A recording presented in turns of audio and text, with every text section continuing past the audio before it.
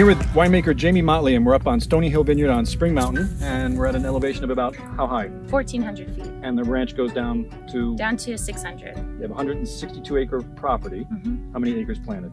41. And how much acreage did you have planted when you started here barely a year ago? Not even. 22. So you've doubled the plantings here in a very short period of time, and yet this is a property with a lot of history, so you're kind of moving it forward pretty quickly. Absolutely. But it's got a history of white wine production, and yet we're standing in a block of?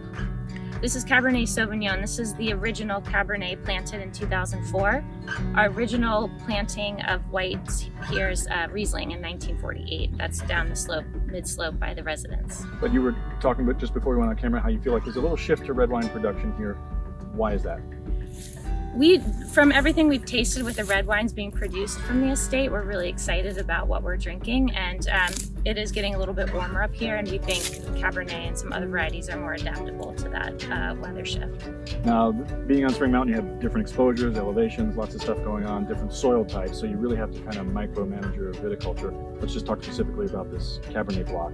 You've got this fruit out here, we're going through veraison. It's going to be decision time soon. What's the next phase? So right now, as you can see, the canopy's slowed down. It's no longer growing. It's a nice, healthy canopy. It's going to get us through the finish line. The fruit set looks beautiful. The fruit's really clean. We are going to come in and maybe trim up some of the green clusters that aren't going through veraison, just so there's none of that kind of green, harsh tannin. But that's pretty much it. Everything's looking really beautiful. The crop load is nice and healthy up here, so there's not much more to do before harvest except clean up some of the green clusters. Okay, we're going to work our way down the hill, so where are we going to next? We're going to go to the original block of Chardonnay, block 1. It was replanted in 1988, but it was the original planting on the property, so we'll go check that out. We started at the top. We were talking about Cabernet and the shift to red grapes as you feel it's getting a little warmer. But we also mentioned the history that's in this place. And now we're in the sort of block 2, one of the historic parcels. What do we have here? This is Gewürztraminer, planted in 1959. This is on St. George rootstock. So the original block here was Riesling in 1948, but this was one of the early whites they planted at the estate. And managing these old vines is a lot different than managing some of that stuff up on top of the hill. Talk about some of the challenges that you have here. Yeah, absolutely. So just as a lot of old vines, there's less vigor. However, this Gewürztraminer's fared really well this season. It's all head trained, so you have a lot of spurs coming off of the head, which gives it more of a dimensional canopy, which is really great for warmth in a hillside vineyard. These were historically dry farms, so they have a really strong root system here. We have added irrigation this year. We're using it very sparingly, but we do irrigate. So basically, these vines have been very self-sufficient. We haven't done a whole lot to them. They grow, the canopy and fruit regulation is pretty healthy. So we just pulled a few leaves here and there, but essentially they regulated themselves this year. And so this is something you want to keep going with, even though on other parts of the property you're looking more towards the future and red wines. I mean, you want to keep this history. We want to keep the history in the Riesling and the Gewürztraminer. We're going to do a selection massal process. So we're going to plant rootstock and any of the dead vines and take cuttings from within the parcel and replant them throughout the year. So the whole block will keep rolling through new and old plantings and really maintain the health of the overall parcel. And of course, we're in a working vineyard, so they're cutting down some trees. Yes. Because you've had fire damage here, which we also have to address. Luckily, nothing to the property per se, but basically everything kind of ringing you. The entire perimeter, the north and south side, both saw the glass fire within about a few days. So the previous owners, Long Meadow Ranch, did an excellent job protecting the property. We lost a few vines here and there, but mostly just trees around us. So that's going to be an ongoing process for the next few years. And that's also a push-pull just in terms of conservancy. Like, you want that biodiversity, but you were mentioning how as the trees get closer to the vineyard, those root structures come in and compete with the vines. So it's kind of is it a blessing that you get to now take out some trees and sort of rejigger things? It is.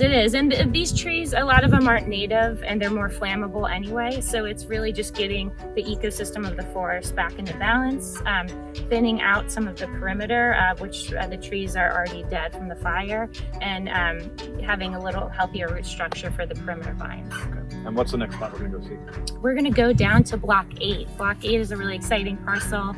We just planted this May in 2021. It's an homage to the Loire Valley in Touraine. It's a field blend of Gamay, Malbec, Cabernet Sauvignon, and Cab Franc. So let's head down there. We're working our way down the hill here, and the first thing I noticed is the soil change. We had that kind of classic dark red volcanic ash up top. Here we're getting a much lighter white ash. A lot of soil variation in the estate. Oh, absolutely. Yes, this is ash, but also it moves into a clay loam here.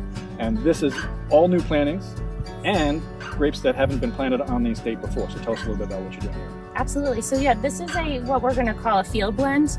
We planted 4 different varieties here. At the bottom of the slope is Gamay. As you move to the top of the slope is Malbec. And these historic terraces behind us are a mix of Cabernet Franc and Cabernet Sauvignon. And what was it about this field blend that was in your mind? What are you trying to accomplish here? I really want to have a snapshot of Stony Hill. I think when you ferment varieties together, you lose that varietal dominance. And I thought Gamay could do really well in these soils in this exposition because it's more southernly facing.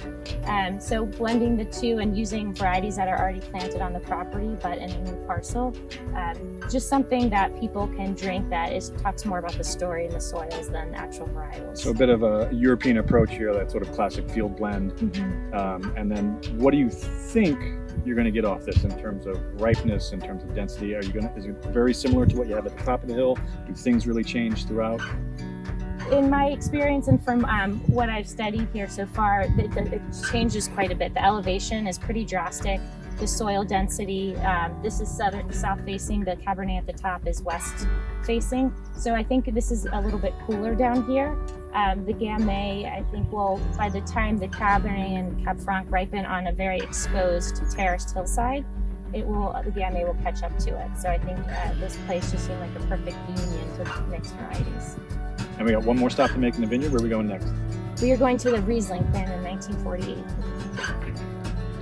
Again, one last stop here in the vineyard at Stony Hill. Basically back to the beginning. Yes. What do we have here? We've got Riesling planted in 1948. This is on St. George rootstock, and all of the clonal material came from England. And this is really what Stony Hill made its name with in the early days, with the white wines, Riesling, Chardonnay, Gewürztraminer. So yes. This is something that you do want to keep going. Absolutely. Yep. We're going to slowly replant this vineyard with rootstock and take Selection Massal cuttings and rebuild this block that way. And for our viewers, explain Selection Massal. What's the difference between that versus bringing in material from someplace else? So Selection Massal is picking out plant material within a block and flagging vines that are producing in a healthy way or taste really good. So it's basically going through and designing the replant exactly how you want it with the plant material within the block. And when you do the replant, will you do vine by vine or will you do the whole block at once? Well, we'll go vine by vine. We'll basically look at each plant individually, see how it's producing, and if it's minimal to none, we'll pull it out and replant. We know these are older vines, so we're never going to expect 3 tons to the acre or anything, but we are going to take out the vines that either don't bear any fruit or very little. And that's just to keep the same genetic material within the parcel, and then farming for longevity, keeping that all the same and moving forward. Yes. Is that easier to do, or is that more work? That's much more work. It keeps the heritage, the history going. It keeps, like you said, the same genetic material, the health of the vineyard. I think quality is outstanding doing a Selection Massal process, but it's much more work. I notice there's not a lot of fruit on this vine. That's what you get from old vines, but you don't have to do much work on them. You said, like, they just regulate themselves. Right. There's not a lot of fruit. I think this is also, they are old vines. Also, we've had 2 big years of drought. So that's one of the challenges. But the beautiful part about an old vine that's head trained is that, yes, it regulates itself. The canopy slowed down in time for the fruit to develop.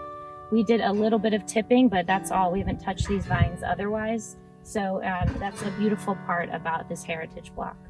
Thanks for the tour of Stony Hill, starting at the top with some of your pleasure. newer plantings and coming all the way back in time to the original Riesling planting. Thank you so much. Appreciate it.